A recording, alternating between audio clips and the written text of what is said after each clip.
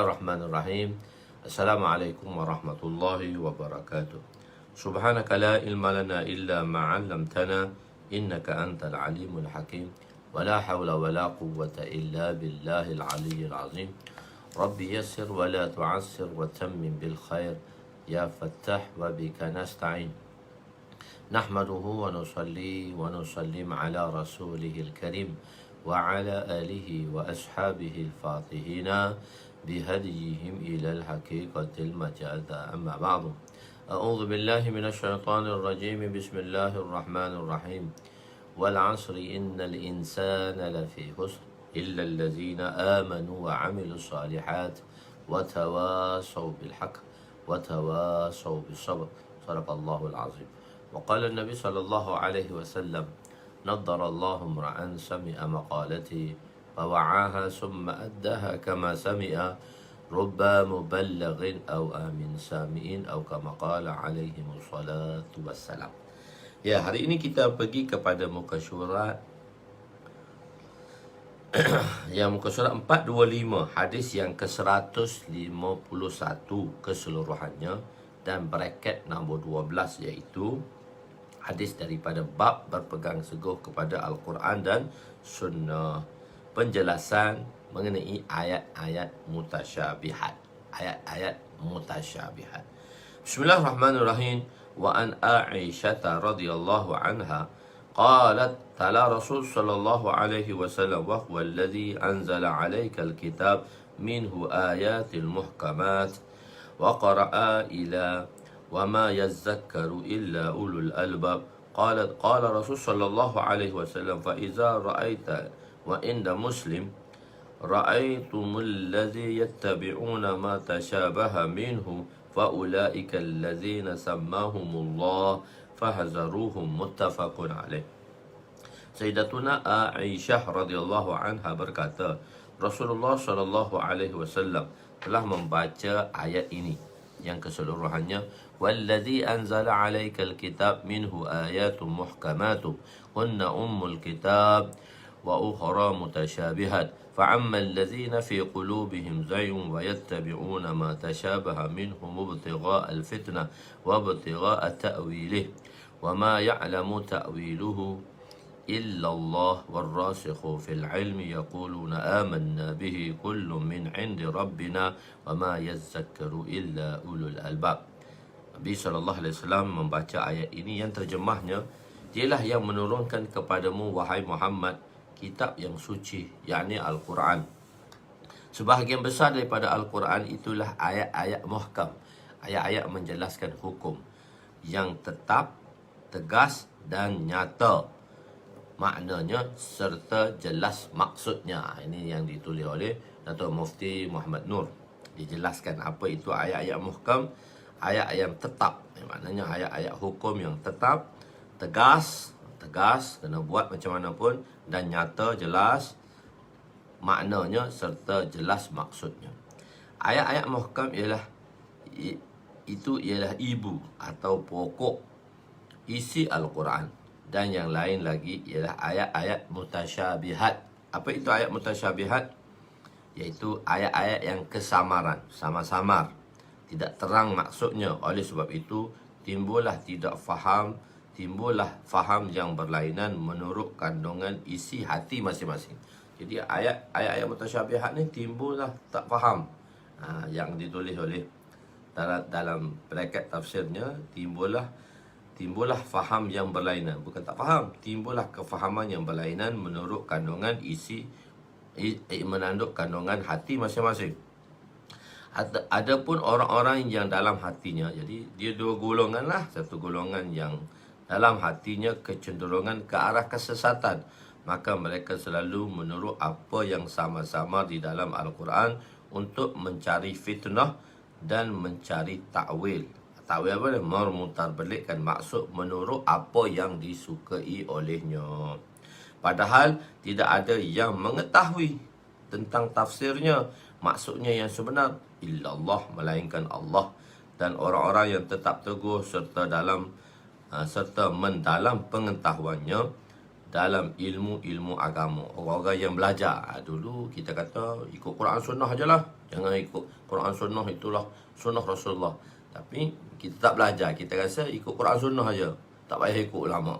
Jadi orang-orang yang belajar ni, mendalami pengetahuan, setelah mengendali pengetahuan, penting ulama ni, sebab kita nak faham satu-satu benda tu tak boleh walaupun Quran hadis dah terjemah, tapi kita berhajat kepada ulama.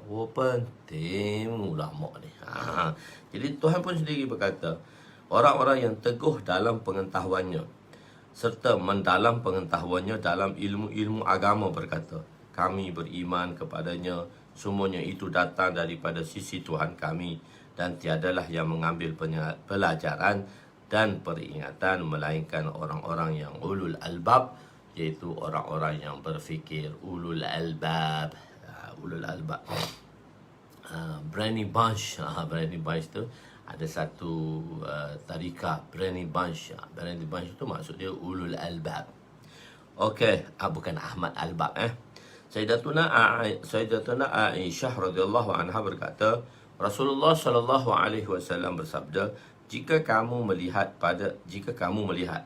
dalam riwayat Muslim ada sedikit tambahan, jika kamu semua melihat orang-orang berbahas tentang ayat-ayat mutasyabihat ini untuk mencari maksud yang salah, mencari kesalahan, maka merekalah yang orang yang Allah sebut, maka hendaklah kamu menjauhi mereka. Orang-orang yang takwil, yang bersalahan mengikut kerana dalam hati mereka zayun, iaitu yang ingin mencari kesesatan.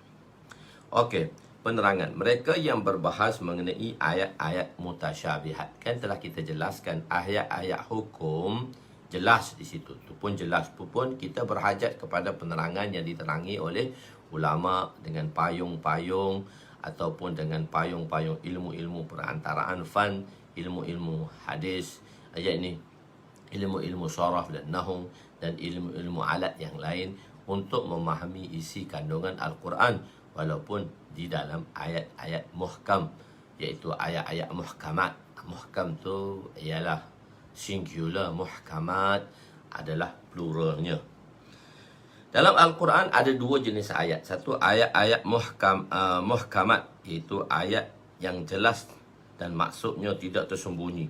Dan kedua ayat-ayat yang mutasyabihat, seperti ayat-ayat yadullah fauqa aydihim, tangan Allah di atas tangan mereka, wallahu 'alal 'arsy istawa, Allah itu bersemadi di atas arasnya, dan huruf-huruf muqatta'at, huruf-huruf yang di awal surah tu, ha mim alif lam mim, itu juga ayat-ayat mutasyabihat yang tidak dapat difahami. Ayat-ayat yang mutasyabihat yang maknanya hanya diketahui illallah wallahu a'lam. Kalau dalam tafsir jalan lain tu alif lam mim pa, selalu sahibul jalan itu wallahu a'lamu bimuradihi, hanya Allah Subhanahu wa taala saja yang mengetahui akan makna maksudnya.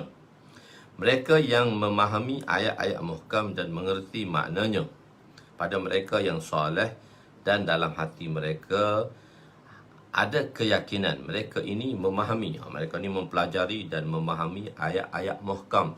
Tapi ingat, nak pelajari, nak fahami tak boleh dengan sendiri, mesti kena berpandukan kepada ulama-ulama yang arif, yang mana Allah Subhanahu wa taala memberi ilmu pada mereka dengan kesungguhan mereka. Dan bukan setakat itu, mereka berusaha untuk memahamkan masyarakat supaya dapat memahami dengan jelas perkara-perkara yang muhkam. Dari ayat-ayat muhkam pun dijelaskan. Mengenai ayat-ayat mutasyabihat pula macam mana? Tentang ayat-ayat yang tidak dapat dimakna, ayat-ayat yang samar, ayat-ayat yang tidak ketahui, hendaklah meyakini. Kita kena yakin ini daripada Allah. Mengenai ayat-ayat mutasyabihat pula, pertama kita kena yakin bahawa ini daripada Allah dan makna hakikatnya hanya Allah sahaja yang mengetahui. Wallahu a'lamu bimuradihi. Bagi mereka yang dikatakan oleh Allah di dalam hatinya ada sesuatu yang keji, zayun, dan memikirkan perkara-perkara yang sesat. Mereka ini membahaskan ayat ini dan memasukkan ayat tersebut dengan fikiran mereka. Ini adalah satu kesalahan yang amat besar. Mereka ini sesat, dhal. Mereka ini dhal. Mereka ini sesat, mudhal, menyesatkan orang lain. Mereka dah sesat dan sesatkan kepada orang lain. Allahu a'lam. Kehancuran umat terdahulu disebabkan perselisihan mereka dengan ayat-ayat mutasyabihat. Wa an Abdullah bin Amr radhiyallahu anhuma qala hajjartu ila Rasulillah sallallahu alaihi wasallam yawman قال سمع أصوات رجلين اختلفا في آية فخرج علينا رسول الله صلى الله عليه وسلم يعرف في وجهه غضب فقال إنما هلك من كان قبلكم باختلافهم في الكتاب رواه مسلم.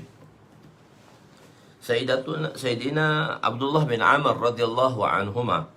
Ini hadis yang ke-152 bracket 13. Sayyidina Abdullah bin Amr radhiyallahu anhuma berkata, pada suatu hari aku telah pergi menemui Rasulullah pada waktu tengah hari. Hajjar tu aku pergi jumpa Nabi tengah hari. Aku telah mendengar suara dua orang lelaki yang sedang berselisih faham tentang satu ayat. Maksudnya ayat mutasyabihat lah. Maka oleh kerana dia dalam perjalanan kita dalam pembahasan tentang ayat mutasyabihat, maksud ayat tadi ayat mutasyabihat lah, maka Rasulullah SAW telah keluar bertemu kami. Kami dua orang duk cakap depan rumah Nabi, depan bilik Nabi. Maka Nabi keluar pun jumpa kami. Wajah baginda Maka Rasulullah SAW keluar dan bertemu kami. Wajah baginda menunjukkan rasa marah. Lalu baginda bersabda, hanya orang yang sebelum kamu telah binasa disebabkan mereka berselisih faham pada kitab Allah tentang ayat-ayat mutasyabihat. Hadis riwayat Imam Muslim rahmatullah alaih. Khair. Pada waktu tengah hari, siapa pergi? Abdullah bin Amr radhiyallahu anhuma. Pada waktu tengah hari dia pergi jumpa Nabi. Bukan pada waktu solat lah. Waktu solat tu memang dah datang untuk sembahyang. Ni waktu-waktu tengah hari. Tujuan beliau, kenapa beliau pergi tengah hari? Tujuan beliau pergi ialah kalau Nabi keluar, maka beliau boleh menanya kepada Nabi SAW. Boleh bertanya Nabi. Dia kata, hari ni kosong ni, so kena buat usaha ni sikit. Apa pergi? Nabi kan, Nabi bila waktu-waktu lapang dan luang tak ada apa, Nabi berada dalam hujrahnya, dalam biliknya, di rumah Sayyidatuna Aisyah radhiyallahu anha. Dekat-dekat tu dengan rumah Azwajul Mutahharah pun dekat-dekat saja. Jadi dia kata nanti Nabi kan kadang-kadang Nabi akan sampaikan sesuatu perkara, Nabi akan keluar daripada biliknya, hujrah mubaraknya. Hujrah mubarak, sebut pun cantik kan, hujrah mubarak. Bilik yang mulia. Bilik yang mulia. Sebab apa sahaja yang bersangkut paut dengan Rasulullah semua mendapat kemuliaan dengan sohbatul Rasul, dengan adanya pertalian kesemua perkara ini dengan sahabatul Rasul, sehingga tanah yang mendempel jasad Nabi yang mulia, jasdul mubarak, yang setelah dikebumikan, didafankan Nabi di rumah Sayyidatuna Aisyah, tanah itu pun tumpang berkat. Dia berbau wangi, tanah itu berbau wangi, yang mana wangiannya tidak dapat ditandingi oleh semua wangian di dalam dunia ini.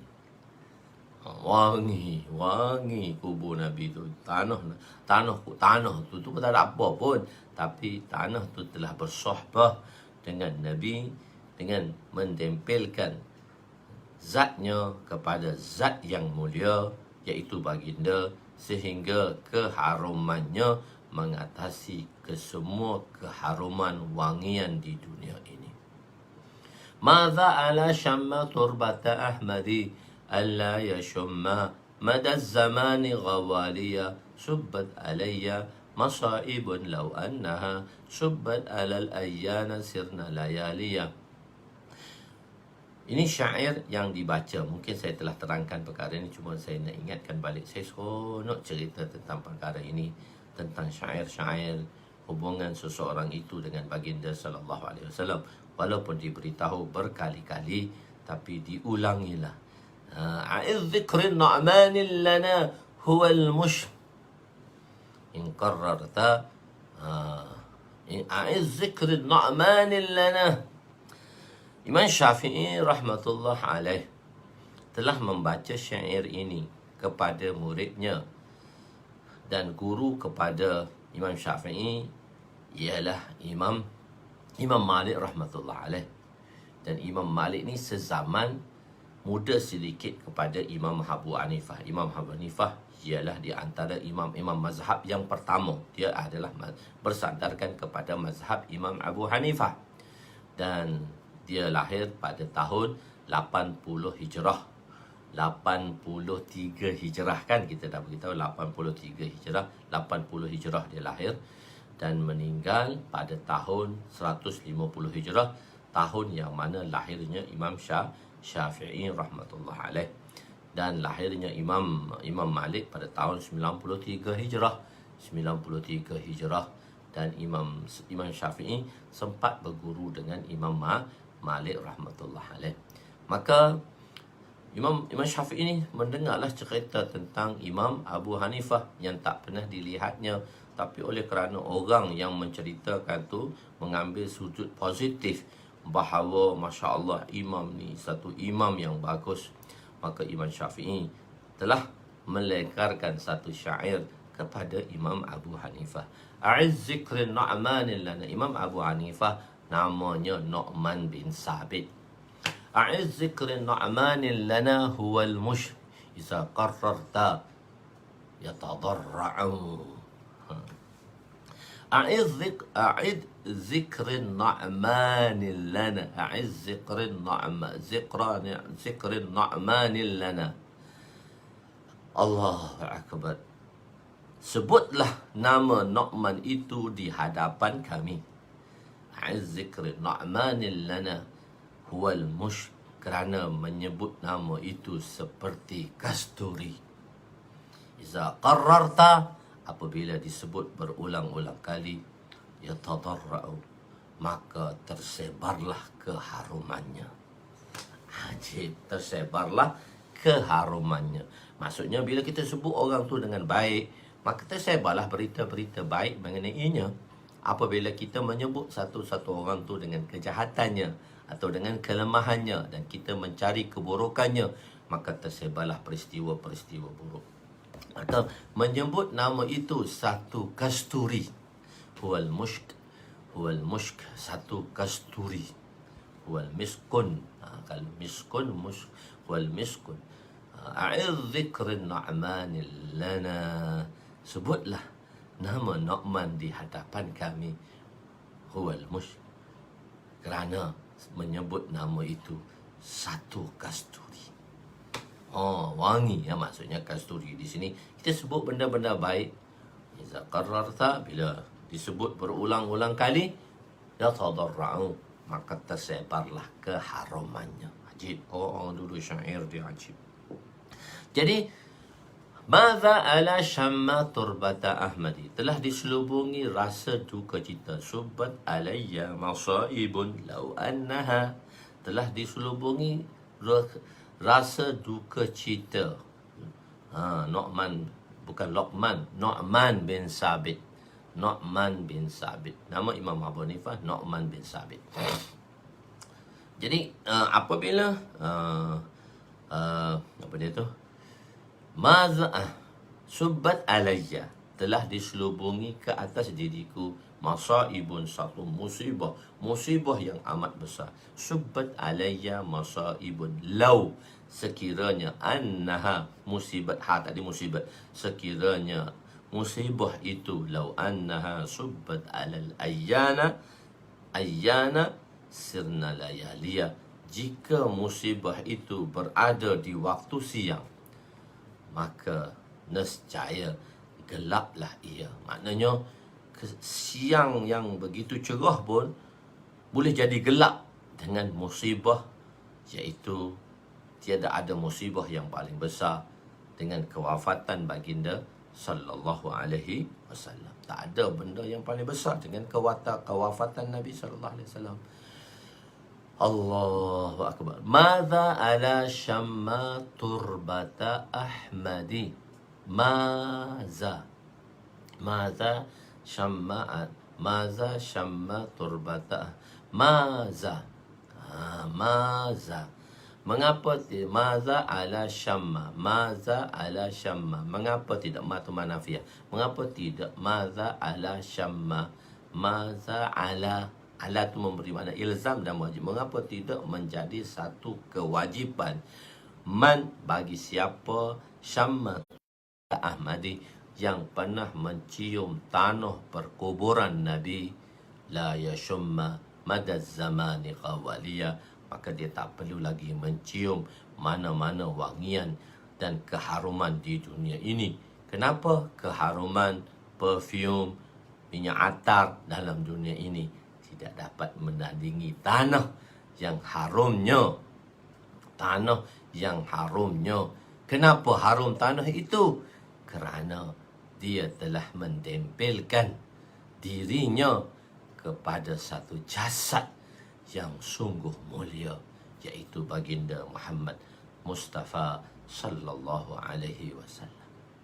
Sebab itu Imam Bukhari rahmatullahi alaih bila meninggal, kuburnya wangi, tanah kuburnya wangi, kerana beliau telah mengingati hadis Nabi sallallahu alaihi wasallam 100,000 sahih, 100,000 hasan, 100,000 dhaif.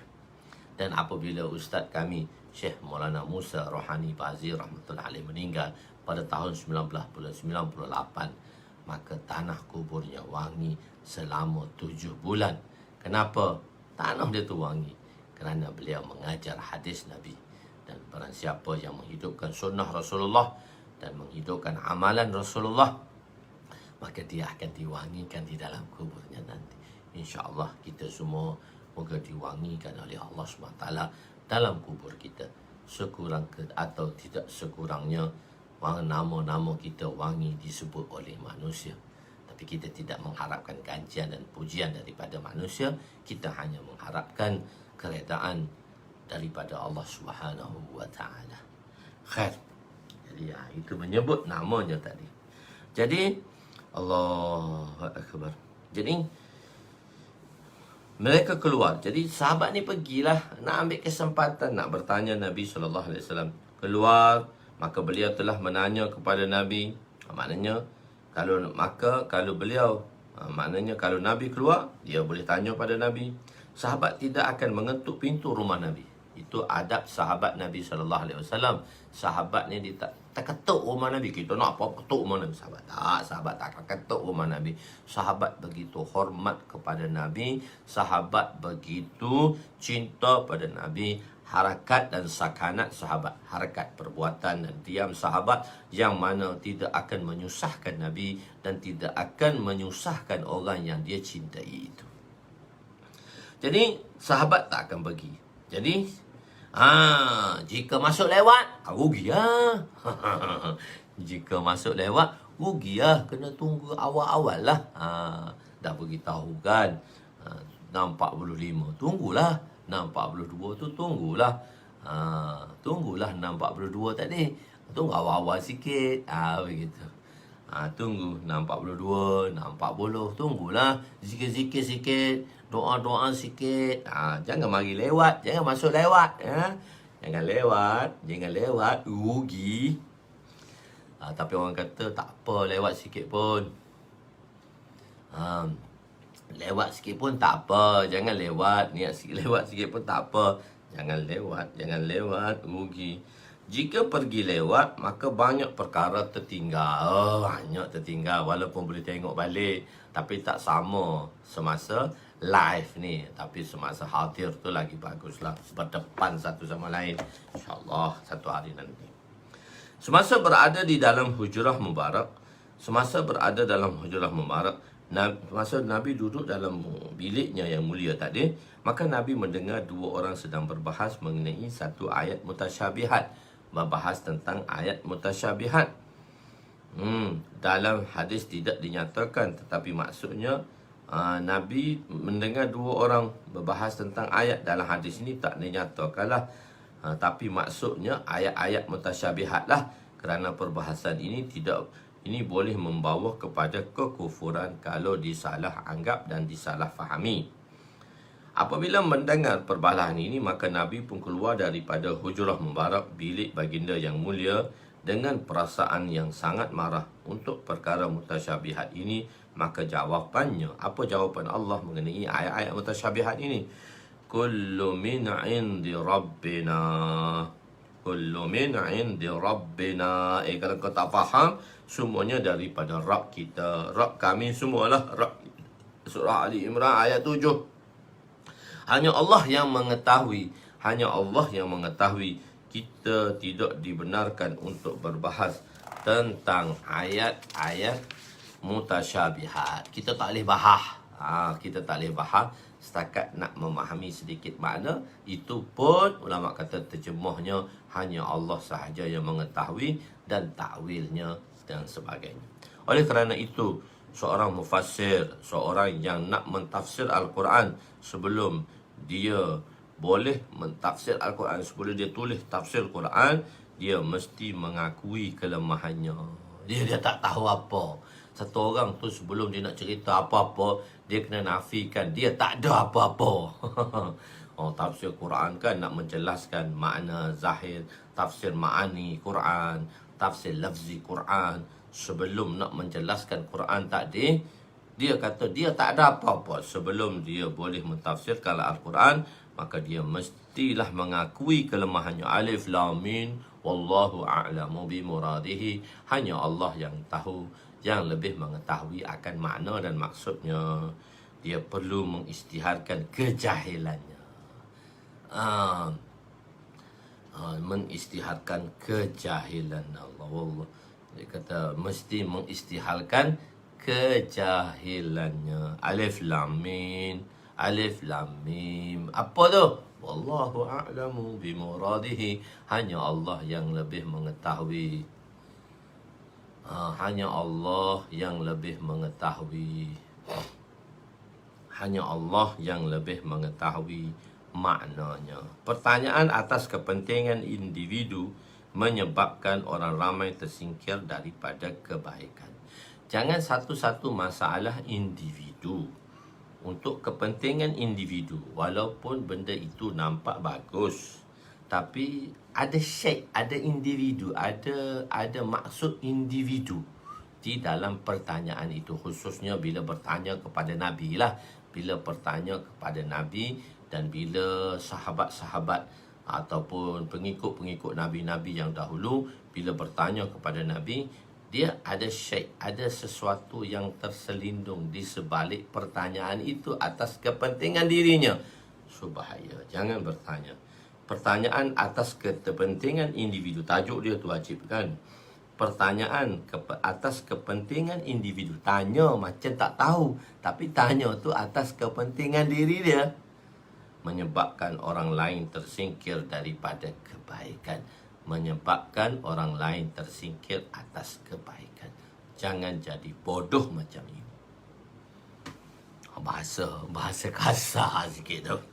Wa an Sa'id bin Abi Waqqas radhiyallahu anhu qala Rasulullah sallallahu alaihi wasallam. Hadis yang ke-153 bracket 14.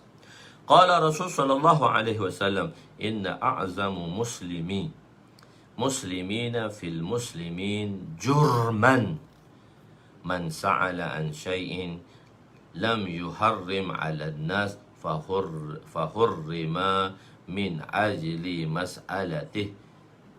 Muttafaqun alaih. Sayyidina Sa'ad bin Abi Waqqas radhiyallahu anhu meriwayatkan bahawa Rasulullah sallallahu alaihi wasallam bersabda, orang Islam yang paling besar dosanya terhadap orang Islam yang lain ialah orang yang bertanya tentang, bukan tenang tu, tentang tertinggalnya satu T tu. Yang bertanya tentang, bukan tenang, tentang. Kadang-kadang typo juga, so tak dibaiki lagi. tentang sesuatu yang tidak diharamkan. Bukan tenang, tentang sesuatu yang tidak diharamkan ke atas manusia. Lalu dengan pertanyaan tadi, dengan sebab lalu diharamkan benda yang ditanya tadi dengan sebab pertanyaan itu. Tapi ingat, pertanyaan tu atas maksud kepentingan individu. Tapi orang lain pun dimahrumkan. Orang lain pun tersingkir daripada nikmat tersebut. Ataupun dia telah diharamkan. Tak boleh lagi dilakukan perkara tersebut. Kalau orang dakwah dia faham ni. Hadis ni dia faham ni. Okey. Penerangan. Sayyidina Sa'ad bin Abi Waqqas radhiyallahu anhu, kunyahnya, nama gelaran dia bersandarkan kepada bapa si fulan atau anak si fulan. Nama dia Sa'ad bin Abi Waqqas lah. Kunyahnya Abu Ishaq, ayah kepada Sahak, ayah kepada Ishaq. Allahu Akbar. Belum faham nantilah. Belum faham, tak terang lagi. Belum faham lagi, nanti nak terangkanlah. Dengar dulu, faham. Beliau antara 10 sahabat yang diberi jaminan syurga daripada Nabi. Beliau memeluk Islam ketika berumur 7 tahun. Beliau wafat pada tahun 55 Hijrah ketika berusia 70 tahun. Marwan bin Hakam mengimami solat jenazah beliau. Beliau dikuburkan di tanah perkuburan Baqi'. Abi Waqqas kat China tu, di Canton, negeri China tu ada kubur Abi Waqqas. Abi Waqqas tu bukan Sa'ad bin Abi Waqqas. Abi Waqqas tu ialah bapa Sa'ad Waqqas. Sa'ad bin Abi Waqqas asyarah mubasyarah yang matinya di Madinah dan didafankan di perkuburan Baqi'. Dia duduk di kubur Baqi' itulah, kat segi Madinah, kat kubur Baqi' itu. Di situlah perkuburan beliau, di perkuburan Baqi' di Madinah, iaitu perkuburan beliau di perkuburan Baqi' di Madinah. Tanam di situ. Abi Waqqas di Cantonnya orang lain. Dua insan yang berbeza. Kan? Okey, mengenai orang Islam yang zalim. Siapa? Salah satu sudut. Ini sudut pandangan yang berbeza kan. Laulal i'tibarat la batalatil hikmah. Jika tidak ada sudut pandangan yang berbeza, maka terbatallah hikmahnya. Okey, saya tidak tengok Muhammad. Satu-satu tu sama dah saya tak tengok Muhammad. Bukan Muhammad tu, satu yang Muhammad apa? Muhammad Mukhtar. Saya lama tak nampak dia. Muhammad Mukhtar tak ada di dalam live ke dia tak keluar di sini, mendiamkan diri. Muhammad Mukhtar. Satu salam kat dia. Saya lama tak nampak dia. Muhammad Mukhtar. Kan? Jadi kalau ustaz ni, kalau ustaz ni kalau tengok anak murid tak ada ni, yang selalu ada tu okeylah. Yang ada dulu ada, tapi lepas tu tak ada. Tak ada, tak timbul kan. Macam IMSEC baru ni, dia ada, dia kata, tapi saya tak menonjol sangat. Jadi dia ada. Jadi kadang-kadang teringat juga pada pelajar-pelajar, pada tuan-tuan semualah, puan-puan semua dan tuan-tuan semua yang tak hadir. Banyak orang tak dapat hadir sekarang. Mungkin tak dapat hadir dalam live kali kot.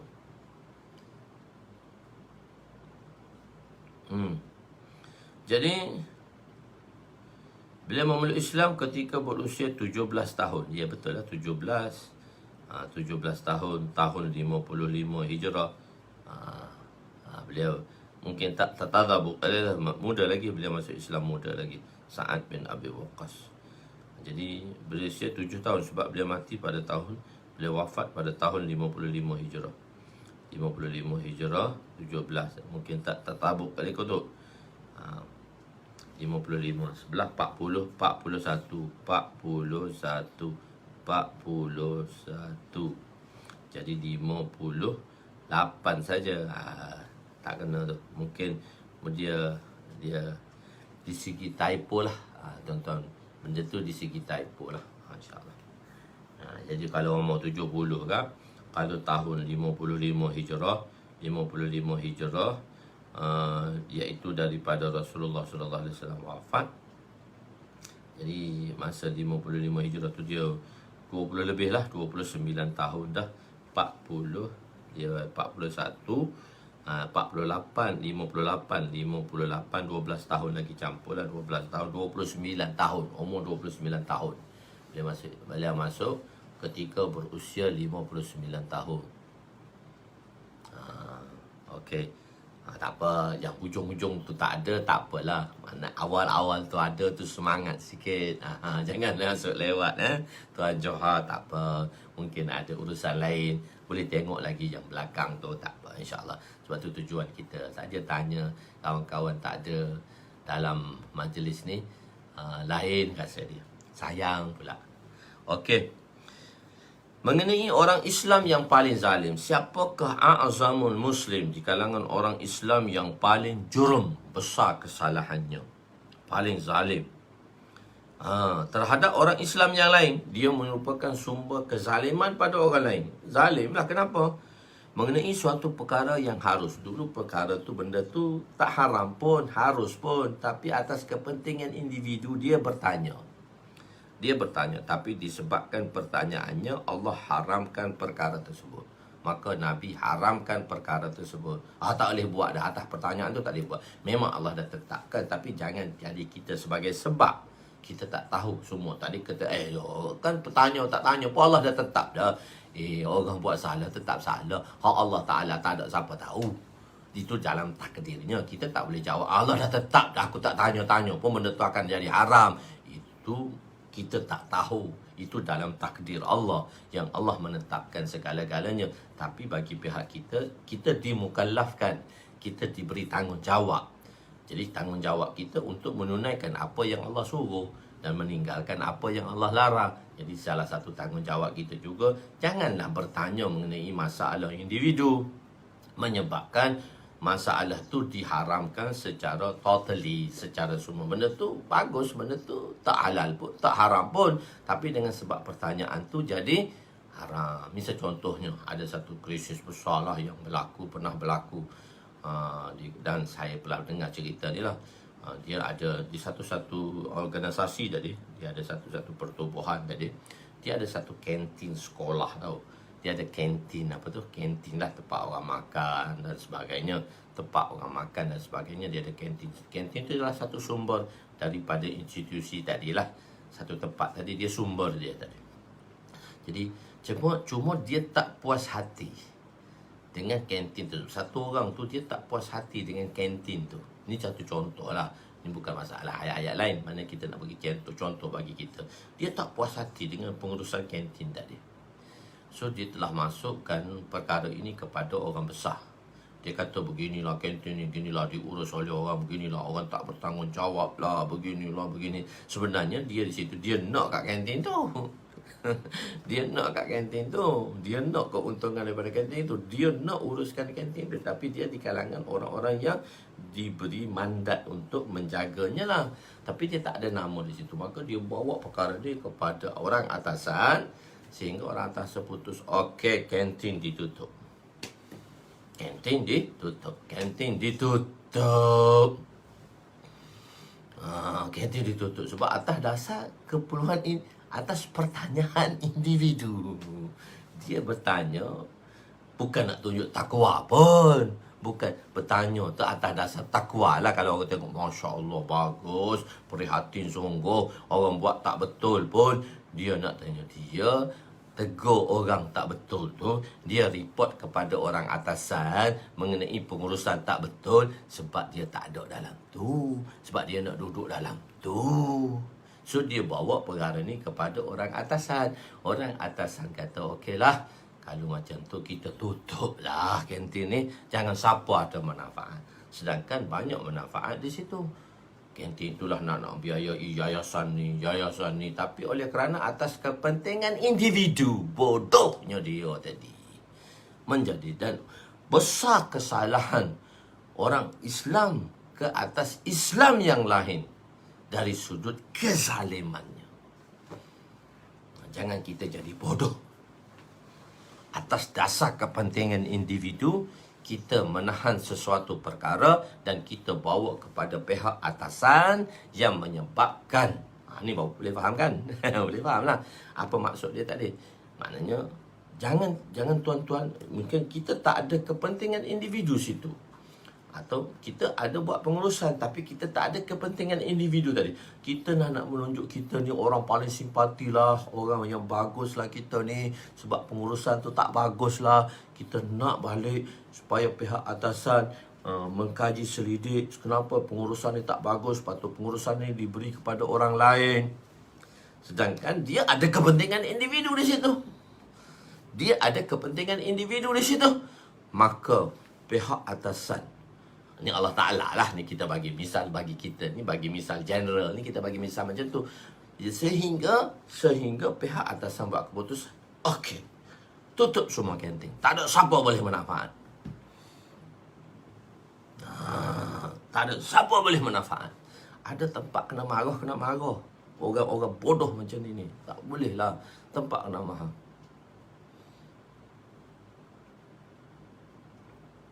Itu tak payah tanya. Itu satu contoh saya bagi dia, satu contoh. Tak tahulah di mana, satu contoh saja. Tak perlulah korek-korek, satu contoh saja.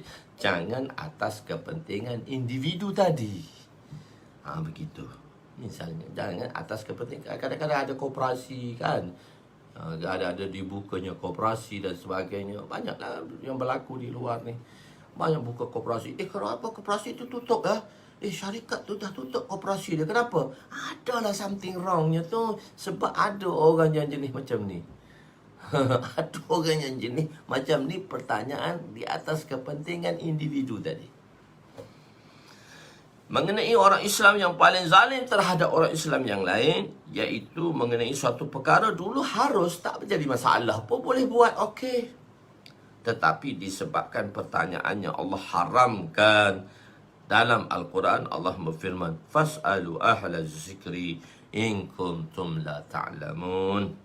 Tanyalah sepatah orang yang berilmu. Jangan bawa terus. Ya, engkau ada kuasa, jangan bawa terus kepada orang atasan. Tanya sepatah ni. Ditanya teguh dengan Nabi. Hebatnya dia nak menunjukkan takwanya dia. Sebab menyebabkan Allah haramkan. Bertanyalah kepada ahlu zikir, iaitu ahlul ilmu, jika kamu tidak mengetahui. Jika tak tahu, tanyalah kepada ahli ilmu. Sepatutnya pertanyaan itu bagus. Surah Al-Anbiya ayat 7. Pertanyaan tu bagus. Tak ada. Pertanyaan dia tu atas dasar kebagusan, atas dasar simpati. Tapi ada udang di sebalik mi. Begitu. Tetapi kenapa Nabi melarang daripada bertanya, menyebabkan sesuatu yang harus menjadi haram? Pertanyaan itu bagus, tapi kadang-kadang kenapa Nabi melarang daripada bertanya yang sedemikian? Sebab terselit di situ kepentingan individu. Kita je tak tahu kepentingan individu tu, terselit dia kepada kepentingan individu.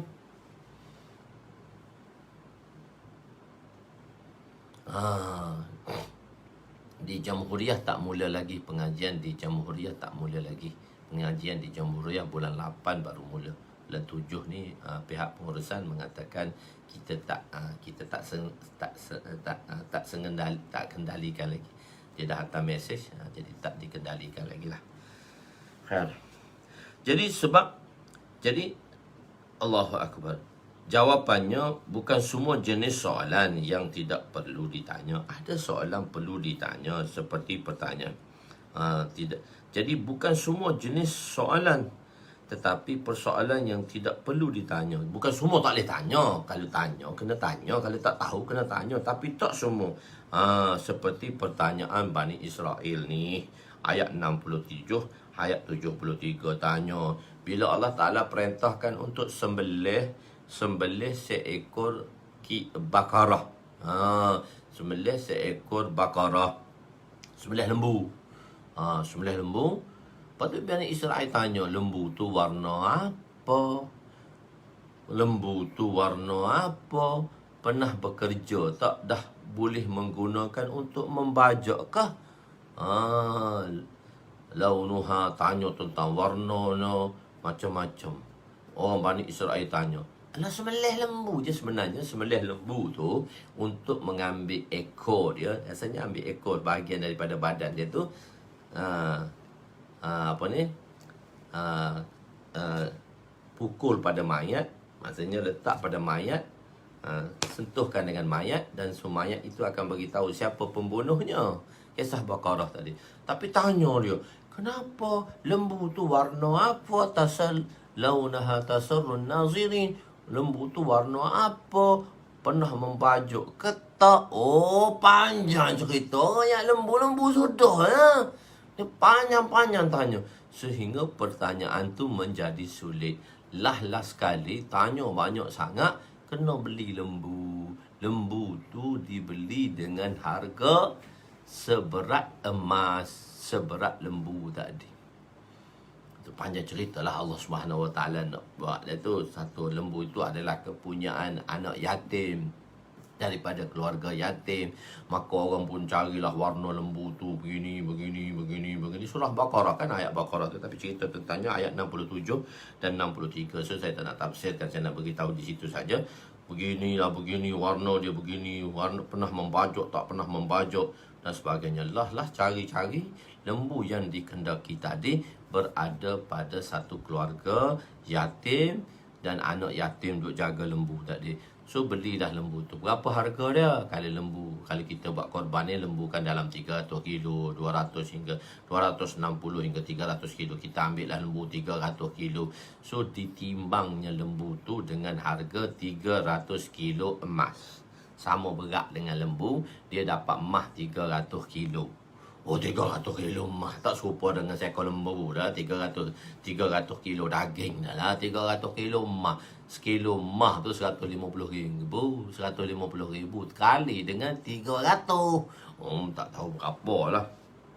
Jadi sepatutnya boleh beli dengan harga ni 7,000 ya. Pernah beli dengan harga berjuta-juta. Mahal. Sebab pertanyaan demikian. Tetapi mereka memanjangkan persoalan dengan bertanya jenis lembu tersebut, warnanya, sifatnya, sehingga perintah itu menjadi sukar kepada mereka untuk melaksanakan. Tidak semua yang ditanya itu mamduh, patut dipuji, dan tidak juga dicela, dizamkan. Tetapi lihatlah kepada keadaannya. Jika ada masalah dan darurah, maka boleh ditanya. Peringatan.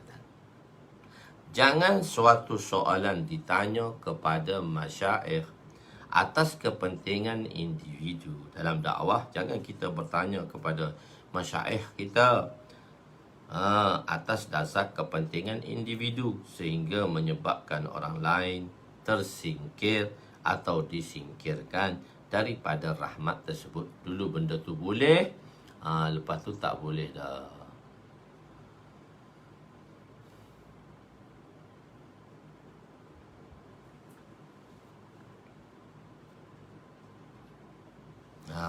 Jadi daripada disingkir daripada rahmat tersebut agar dia tidak termasuk dalam golongan seburuk-buruk manusia. Dia tak termasuk di kalangan seburuk-buruk manusia. Okey, sikit lagi. Kedatangan Dajjal sebelum Dajjal hakiki. Datangnya Dajjalun dulu. Hadis yang ke-154 bracket 15. Kedatangan Dajjal sebelum kedatangan Dajjal hakiki, real Dajjal. Bismillahirrahmanirrahim. Hadis ke-154 bracket 15 dalam Kitabul Iman, dalam bab yang kelima dalam Kitabul Iman, berpegang teguh kepada Al-Quran, kitab yang asalnya kitab Mishkatul Masabih, dan kitab ini yang dipegang ini syarahnya ialah Midrajul Fawatih dalam kitab Mishkatul Masabih. Pengarangnya dikarang oleh hamba yang hina inilah. Ditulis oleh hamba yang hina ini. Kitab ni nama dia Midrajul Fawatih, syarah bagi kitab Mishkatul Masabih. Dalam kesemuanya hadisnya 6,000 hadis telah diterjemahkan dan telah disyarahkan. Cuma di pasaran baru terdapat jilid ke-5 dan jilid ke-6 dalam percetakan. InsyaAllah dalam lebih kurang sebulan lagi lah. Sebulan lagi dapatlah tuan-tuan untuk jilid ke-6, jilid ke-7 dalam processing penaipan, insya-Allah dalam 2-3 bulan lagi lah juga akan dikeluarkan. Kurang-kurangnya pun tak boleh hujung tahun ni kot, boleh lah boleh, tapi tak sampai hujung tahun. Saya rasa bulan 8, bulan 9, bulan 10, bulan 9 tu siap lah tu untuk jilid ke-7 dan dicetaknya sekali. Dan saya janjikan jilid ke-8 tahun ini juga akan dikeluarkan, tapi siap tak siap tak tahulah, sebab kita ada masalah teknikal tadilah dengan COVID-19. Okey. Wa an Abi Hurairah radhiyallahu anhu qala Rasul sallallahu alaihi wasallam yakunu fi akhir zaman dajjalun kazzabun ya'tunakum minal ahadisi bima lam tasma'u antum wala aba'ukum fa iyyakum wa iyyahum la yadullunakum wala yaftinunakum, rawahu Muslim. Sayyidina Abu Hurairah radhiyallahu anhu meriwayatkan bahawa Rasulullah sallallahu alaihi wasallam bersabda, akan wujud pada akhir zaman dajjalun ni dajjal majazi dulu. Bukan dajjal hakiki, dajjal majazi. Para pendusta, orang-orang yang berdusta. Tapi apa maksud pendusta di sini? Yang sering berdusta, dia akan berdusta dalam hadis. Dia akan meriwayatkan kepada kamu hadis-hadis yang kamu tak pernah dengar dan tidak juga bapa-bapa kamu dengar. Maka kamu berjaga-jaga dan berwaspada daripada mereka supaya tidak menyesatkan kamu dan tidak mendatangkan fitnah terhadap kamu. Hadis riwayat Imam Muslim. Hadis riwayat Imam Muslim. Khair. Saya tulis pendek dan saya tak nak terang banyak di sini sebab bab dajjalun ni akan tiba lagi nanti. Pada akhir zaman nanti, hampir dengan hari kiamat, akan banyaknya dajjal. Apa maksudnya? Pembohong-pembohong dan pendusta-pendusta yang mereka mengkhabarkan hadis-hadis palsu kepada umat yang sebelumnya hadis ini tak pernah didengari pun.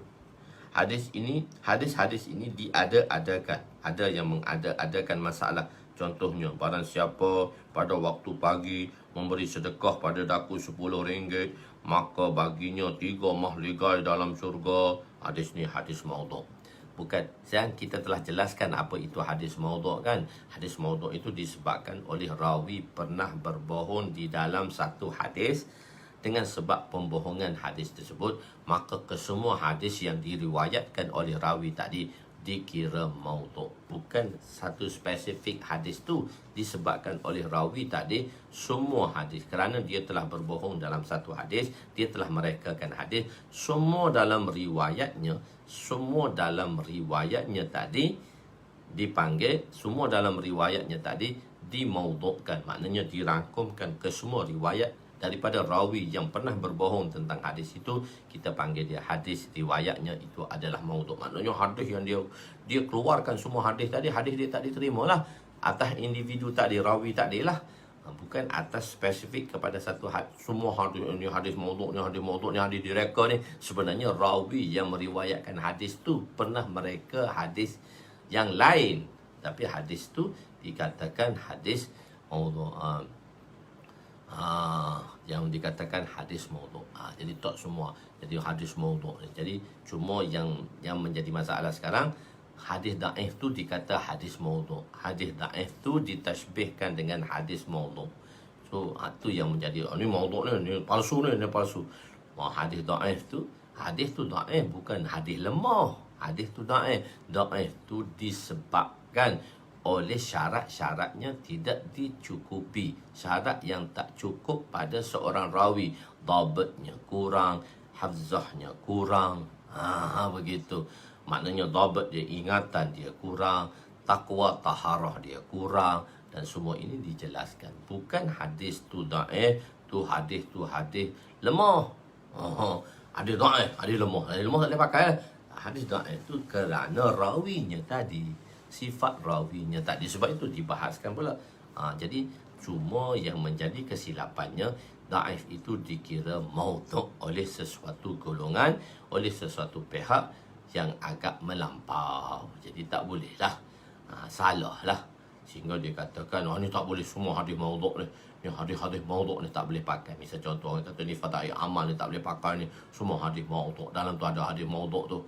Takkanlah orang yang mengarang tu tak faham pula yang dia karang tu. Begitu. Dan orang yang mengarang tu pun mengajar Bukhari 50 tahun, bukan baca Bukhari, mengajar Bukhari 50 tahun, bukan setakat mengajar Bukhari, syarah pula kitab Imam Bukhari, tulis syarahan pula. Takkanlah tak faham, takkanlah dia tak tahu yang dia karang kitab tu, dan takkanlah kita nak katakan hadis dia tu hadis maudhu' pula. Jadi ada setengah-setengah golongan yang mendakwa demikian. Tak bolehlah, salah lah. Mungkin atas kepentingan individu dia mendakwa demikian, atas ketidak keselesaan dia. Tapi sebab tu saya kata kita tak boleh menzahirkan tidak keselesaan kepada seseorang selagi kita tak tahu. So kita lebih diam, kita lebih mendiamkan diri. Takut apa yang kita buat tadi menyebabkan kita tersingkir daripada rahmat. Itu kan saya dah kisahkan dan saya dah terangkan sebelum ini. Khair, tak apa. Jadi jamhur ulama berpendapat bahawa hadis maudhu' tidak boleh diriwayatkan hatta dalam fadail amal. Fadail amal pun kita tak boleh pakai hadis maudhu'. Hadis yang rawi tadi yang meriwayatkannya, tapi hadis dhaif boleh dipakai untuk fadail amal, boleh dipakai untuk fadail amal. Jadi terbanyak dalam fadail amal dalam 280 hadis, dan ada riwayat yang dhaifnya, riwayat yang ada iskal dalam kedaifannya ialah dalam 12 hadis saja. Tapi janganlah 12 hadis tu dikatakan semua fadail amal tak boleh pakai. Itu pun ada perbahasan di dalamnya, kerana pengarangnya tidak menjelaskan daripada mana sumber yang dia ambil. Itu pun bukan atas hadis, tapi kebanyakannya cerita-cerita yang dibawa oleh Syekh Zakaria rahmatullah alaih. Di situ sandarannya, dan tidak disebut di mana sandaran cerita itu diambil di mana. Itu dia bukan atas dasar. Tapi kalau kita tengok dari segi hadis pun dalam 12 saja. Tapi dalam hadis yang banyak tadi, terdapatnya ikhtilaf dari segi riwayatnya, daripada sandarannya dalam 200 hadis tadi keseluruhannya. Jadi kalau dalam 200 tu sedikit sajalah nak dibandingkan. Jadi kalaulah kita terpaksa tinggal fadail amal tadi, maka kita perlu tinggal semua hadis-hadis kitab-kitab yang besar. Di dalam Ibnu Majah, dalam Nasai, dalam Abu Daud, semua kitab-kitab ni kena tinggal belakang lah, sebab ada riwayat-riwayat dhaif. Jadi tak sepatutnya dibuat secara umum, dan perkara ini perlu dibahaskan, dan perkara ini perlu dijelaskan dan diterangkan oleh mereka-mereka yang mahir, bukan kita yang tak tahu apa ni. Okey. Orang Yahudi memperdengarkan Taurat dan perintah Nabi berkenaan perkara ini. Orang Yahudi dia dengarkan Taurat, memperdengarkan Taurat.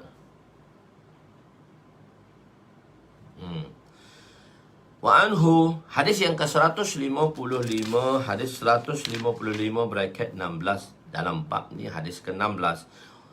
Wa anhu wa Nabi Hurairah radhiyallahu anhu qala kana ahlul kitab yaqra'una at-Taurat بالعبرانية ويفسرونها بالعربية لأهل الإسلام فقال رسول صلى الله عليه وسلم لا تصدقوا أهل الكتاب ولا تكذبوهم وقولوا آمنا بالله وما أنزل إلينا الآية رواه البخاري.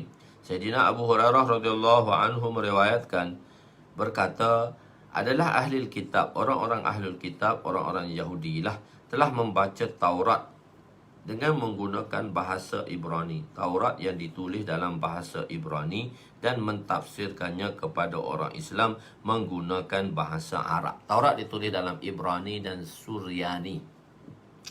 Maka Rasulullah SAW bersabda, jangan kamu membenarkan ahli kitab itu, dan jangan pula kamu mendustakan apa yang dia ceritakan, dan katakanlah pada mereka, kami beriman dengan Allah dan apa yang diturunkan kepada kami. Jadi benda tu jangan kita terus menafikan. Nabi pun tak suruh menafikan. Nabi kata secara umum, katanya mengatakan secara umum, kami beriman saja apa yang Allah turunkan. Jadi jangan kita menafikan, sebab Taurat itu juga daripada semawi, kitab-kitab daripada langit, kitab daripada Allah yang diturunkan kepada Nabi Musa alaihissalam. Ahli kitab yang ni orang-orang Yahudi. Dan di Madinah kita tak kata ahli kitab ni, sepatutnya di dua golongan, iaitu orang-orang Nasara dan orang-orang Yahudi. Tapi oleh kerana Nabi sabdakan hadis ini di Madinah, dan di Madinah tidak ada komuniti Kristian, tak ada orang Kristian di Madinah ni, cuma ada ahli kitab Yahudi. Dasar kitab ini, dan mereka telah menterjemahkan. Taurat ni ditulis dalam bahasa Ibrani. Di sini ditulis dalam bahasa Ibrani. Dalam satu riwayat nanti yang lain ditulis dalam bahasa Suryani. Apa beza Ibrani dan apa beza Suryani? Beza Ibrani dan beza Suryani ni ialah kedua-duanya lebih kurang je Melayu dengan Indonesia. Bahasa Melayu dengan bahasa Indonesia terdapat sedikit perbezaan, ataupun Melayu dengan bahasa Nusantara lah, bahasa Melayu dengan Nusantara. So dia beza sikit je. Kalau Nusantara tu nak hampir ke Indonesia dan hampir ke Malaysia. Kalau Malaysia dengan Indonesia, bahasa Malaysia dengan bahasa Indonesia, bahasa Melayu dengan Malaysia, dia agak ketara yang banyak sangat. Tapi boleh faham satu sama lain. Ada perkataan-perkataan yang agak mengelirukan lah. Maksudnya bahasa tu meljol, maknanya ada campur aduk satu sama lain lah bahasa. Jadi tidak menafikan Ibrani dan tidak menafikan Suryani. Telah saya jelaskan dahulu. Okey. Dasar-dasar kitab ini telah hilang, tersebut telah hilang dan setelah diterjemah. Jadi Yahudi ini dia suka ubah. Dia ubah terjemahannya. Dia ambil daripada bahasa Arab ke bahasa, dia daripada bahasa Ibrani dia ubah ke bahasa Arab, sebab dia nak mempengaruhi bahasa Arab tadi, sebab dia nak memperdengarkan kepada sahabat-sahabat. Sahabat-sahabat ni kan, dia tak Zaid bin Sabit, Sayyidina Zaid bin Sabit radhiyallahu anhu ialah penulis wahyu Nabi sallallahu alaihi wasallam. Jadi banyak surat-surat ni daripada orang Yahudi diterjemahkan ke dalam bahasa Arab. Jadi sebab itu Nabi sallallahu alaihi wasallam telah memerintahkan Zaid bin Sabit untuk belajar bahasa Ibrani. Jadi sebab itu di dalam mempelajari bahasa asing, benda tu harus, dia bukan haram, bukan bid'ah, benda tu harus belajar bahasa asing untuk mengetahui bahasa tersebut dan untuk mengelakkan daripada terkeliru dengan apa yang telah mereka mengelirukan orang Islam. Jadi Nabi tak percaya. Nabi tak percaya. Okey, tak apa. Okey, nak masuk kelas dah, tak apa. Okey, yang tak sempat tu tuan-tuan boleh lagi lah. Jadi mengelirukan perkara-perkara tersebut. Nabi suruh Zaid bin Sabit belajar bahasa Ibrani. Dalam masa 2 minggu saja Zaid bin Sabit belajar bahasa Ibrani. Dengan masa 2 minggu Zaid bin Sabit belajar bahasa Ibrani. Boleh tulis Ibrani, boleh baca Ibrani. Cuma Zaid bin Sabit kan penulis wahyu Nabi SAW. Zaid bin Sabit adalah penulis wahyu Nabi SAW.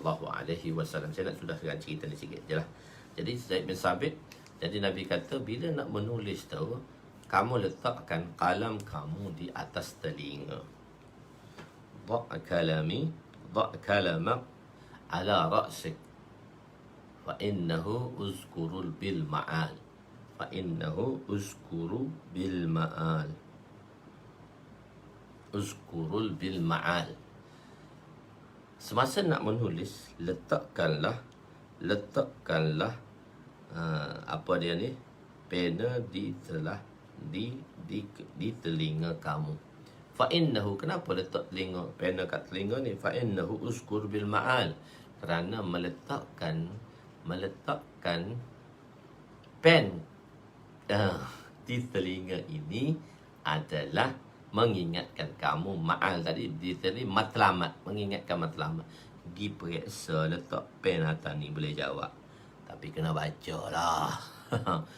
Kena baca lah. Saya pergi periksa letak pen ni yang jawab. Masya Allah. Abu Daud 100, Nasai 100, Muslim 98, Tirmizi 100. Banyak lah 100 belakang lah. Kisah 100 belakang. Okey, tu atas ni boleh jawab. Alhamdulillah. Jadi Nabi kata letak ni pen ni, anak-anak nak pergi periksa, suruh dia letak baca bismillah, tengah-tengah periksa letak. Hak baca tu boleh, hak baca tu teringat habis. Hak tak baca tak teringat je. Hak baca tu teringat habis.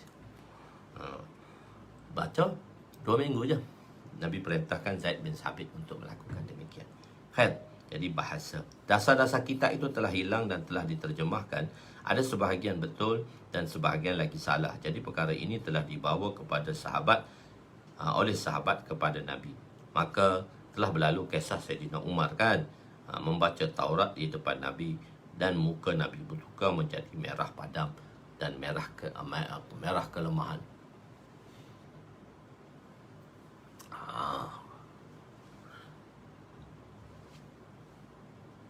Okey. Jadi begitulah. Jadi insya-Allah kita sambungkan lagi pada akan datang. Jadi jangan lupa, mungkin link daurah tadi akan dihantar kepada tuan-tuan yang sudah berdaftar tu, berdaftarlah. Yang belum daftar tu, saya ingat baru 20 orang belum berdaftar ni. Jadi berdaftar cepat-cepat, jangan hari last minute tu baru nak berdaftar. Yang belum dah berdaftar, berdaftarlah untuk daurah kita pada pengajian jilid kedua, masih lagi dalam Kitabut Taharah. Telinga kanan ke telinga kiri, mulakanlah dengan telinga kanan. Kan mula-mula benda-benda ni semua ke kanan, yang baik ni kita mulakan dengan kanan. Begitu. Ya, itu daripada hadis Nabi sallallahu alaihi wasallam. Isa katabtal kalama dha' kalama fi uzunaik, letakkan pen kamu ini, kalam kamu ini di atas telinga kamu, ala uzunaik fa innahu uskur bil ma'al. Fa innahu uskur bil ma'al. Tanya. Okey. Tak apa, tanya yang nak amalkan, dia tanya sikit-sikit tak apa. Jadi jangan lupa kita berjumpa di daurah yang keempat pada hari Jumaat lagi, pada Jumaat malam, Sabtu pagi dan Sabtu malam, dan Ahad malam. Kita ubah sedikit sebab Ahad pagi kita tidak ada kelas daurah yang personal tadi, disebabkan oleh orang-orang sebelah pantai timur dan mereka yang bercuti pada hari Jumaat, mereka telah bekerja pada hari Ahad. Jadi mereka tidak dapat duduk dengan sempurna. Jadi di situ kita berjumpa di sana Jumaat malam. Jadi kalau orang sebelah pantai barat ni, dia dah balik dah. Malam tu dia boleh dengar, boleh lah 9.30 tu relax dah. Dan pagi, Jumaat pagi, Sabtu pagi dan Sabtu malam, dan Ahad pagi tak ada. Mungkin Ahad pagi kita tengoklah jadual saya tu, Ahad pagi bawakan balik, saya akan bawa balik jadual tu supaya cerahkan balik sampai 12 hari bulan saja. Sebab nanti pada sebab tu saya akan bagi tahulah, mungkin dalam bulan 8 ni baru kita akan banyak guna kelas malam. Sebab pelajar-pelajar tak datang lagi, pelajar-pelajar separuh akan datang mengikut SOP di madrasah ni pada 15 hari bulan. So selepas tu, lepas raya haji, peringkat-peringkat lah. Sebab tu insyaAllah. Jadi jangan lupa kita berjumpa di daurah nanti pada hari-hari. Wallahu a'lam. Aku qouli hadza, astaghfirullahal azim li wa li walidayya wa li jami'il muslimina wal muslimat wal mu'minina wal mu'minat al ahya'i minhum wa amwat bi rahmatika ya arhamar rahimin. Ya walal awwalin wa ya akhiral akhirin wa ya zal quwwatil matin wa ya rahimal masakin wa ya arhamar rahimin. Allahumma ighfir lana dhunubana wa wasi' lana khalaqana wa tayyib lana kasabana wa kanni'na bima razaqtana wa la tuzhib talabana ila shay'in sarraftahu anna. Wa sallallahu ala sayyidina Muhammadin wa ala alihi wa sahbihi ajma'in walhamdulillahi rabbil alamin.